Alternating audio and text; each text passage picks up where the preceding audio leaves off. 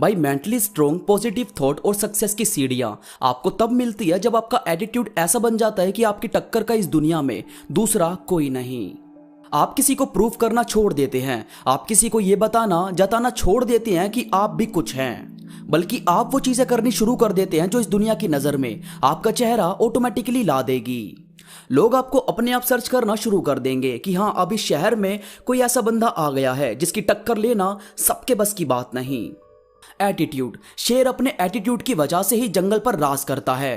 बाज अपने एटीट्यूड की वजह से ही सबसे ऊपर उड़ना जानता है, क्योंकि दोनों जानते हैं कि हम अगर एवरेज के साथ रहेंगे तो एवरेज बनकर ही रह जाएंगे।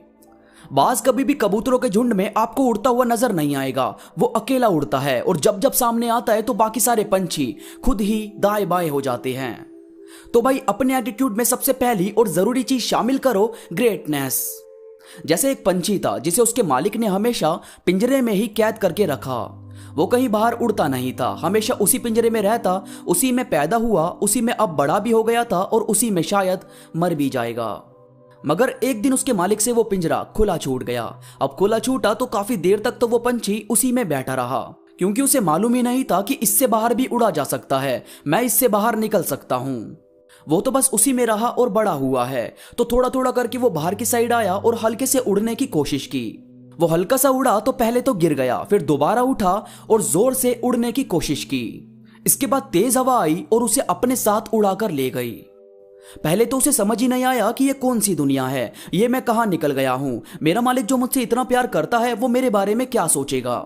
जबकि उसे थोड़ी ना पता था कि उसका मालिक ही उसका दुश्मन है, जिसने सारी जिंदगी उसे पिंजरे में कैद रखा। वो उड़ता रहा तो भूल गया कि जाना किधर है। बहुत इधर उधर घूमा, कहीं से उसे अपना पिंजरा नहीं दिखा। फिर वो थक हार कर एक पेड़ की डाली पर बैठकर रोने लगा। अब जिस पेड़ पर वो रो रहा था उस पर बहुत सारे कबूतर अपना अपना घोंसला बनाकर रहते थे।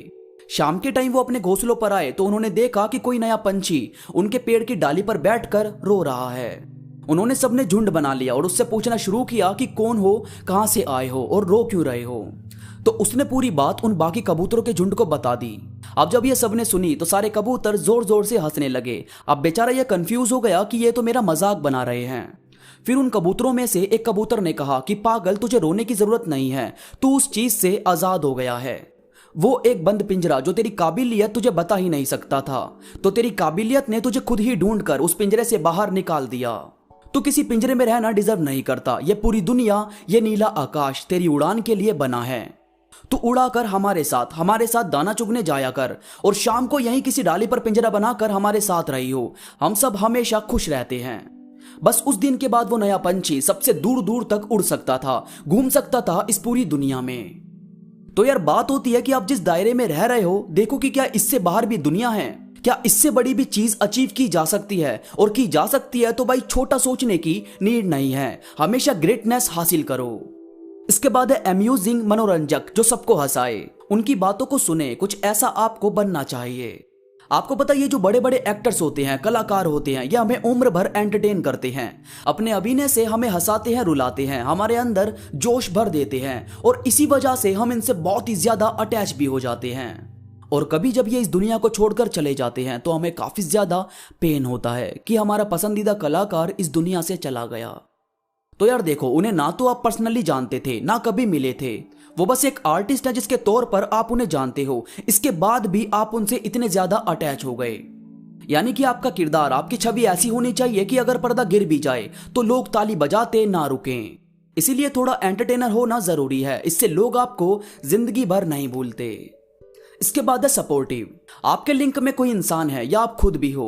कभी ऐसा हुआ है कि आपको किसी ने अपने सपनों पर काम करने के लिए अप्रोच ना किया हो और वहीं एक इंसान हो जिसे आप पर बिलीव हो, तो वो इंसान हमें जिंदगी भर याद रहता है। तो बस आपको इस चीज से समझ आ गया होगा कि सपोर्टिव बनना कितना जरूरी है। इसके बाद है चैलेंजिंग। यार देखो, सिंपल चीजें तो कोई भी कर लेता है, बात तो उसकी है जो चैलेंजिंग रोल प्ले करे।